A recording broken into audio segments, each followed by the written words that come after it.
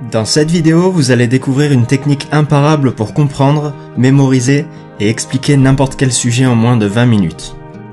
Cette technique a été inventée par le grand scientifique Richard Feynman, prix Nobel de physique en 1965 et connu pour son incroyable capacité à expliquer des sujets complexes à n'importe qui. C'est d'ailleurs de là qu'il tient son surnom, le grand explicateur. On va donc voir ensemble les 4 étapes de cette technique. Assurez-vous de bien regarder la vidéo jusqu'à la fin parce qu'on va voir un exemple concret ensemble.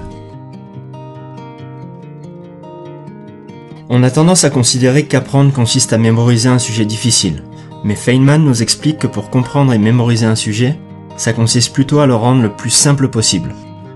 La méthode Feynman nous permet de comprendre n'importe quel sujet en allant du simple problème de maths ou des problèmes de la vie de tous les jours à la physique quantique, en nous efforçant à l'expliquer de façon claire et limpide.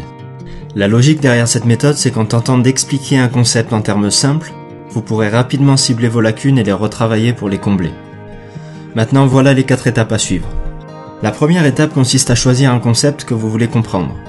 Prenez une feuille blanche et écrivez le nom de ce concept en haut de la page. Ça peut être n'importe quel sujet qui vous intéresse.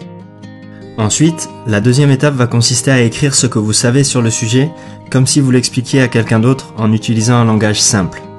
Lorsqu'on explique une idée complexe à quelqu'un d'autre, on a tendance à utiliser un vocabulaire élaboré et des termes complexes. Le problème, c'est qu'on va seulement se tromper soi-même. Feynman nous dit, le premier principe, c'est de ne pas se tromper soi-même, sachant que vous êtes la personne la plus facile à tromper. Vous allez imaginer que vous parlez à un enfant de 5 ans. Les enfants sont toujours curieux de savoir comment les choses fonctionnent, et avec eux, on ne peut pas se permettre d'utiliser des termes complexes. On va s'efforcer d'expliquer le concept de manière concise et avec des termes simples. Ensuite, vous allez vite vous rendre compte que sur certains points, vous vous retrouverez bloqué, ou vous êtes obligé d'utiliser des idées et des termes complexes. Prenez le temps de relire vos notes et identifiez les endroits où vous avez dû emprunter le jargon de vos sources et où vous n'avez simplement pas réussi à expliquer le point. Une fois que vous avez pu identifier précisément vos lacunes, vous pouvez maintenant aller chercher des explications spécifiques pour chaque point, jusqu'à ce que votre compréhension soit parfaite.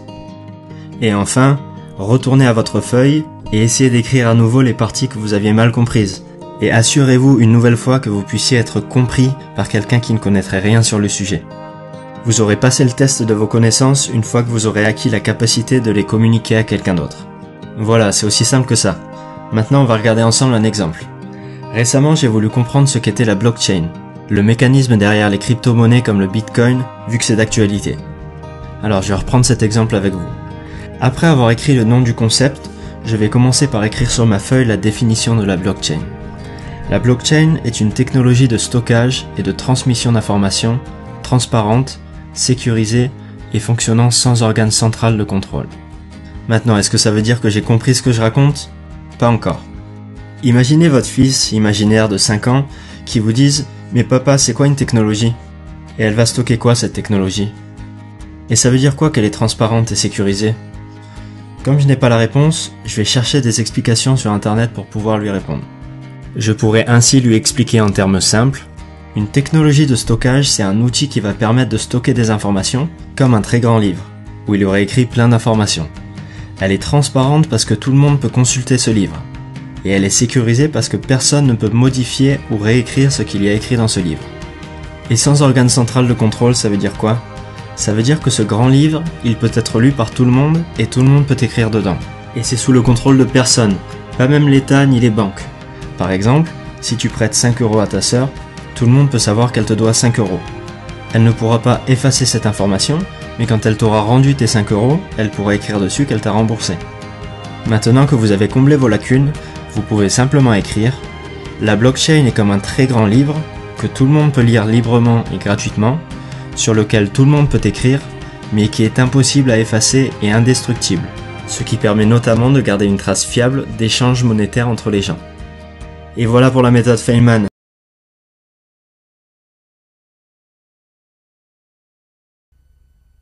You asked me if an ordinary person, by studying hard, would get to be able to imagine these things like I imagine. Of course, I was an ordinary person who studied hard. There's no miracle people. It just happens they got interested in this thing, and they learned all this stuff. They're just people. There's no talent, a special miracle ability to understand quantum mechanics or a miracle ability to imagine electromagnetic fields that comes without practice and reading and learning and study. So if you say you take an ordinary person who's willing to devote a great deal of time and study and work and thinking and mathematics and time, then he's become a scientist.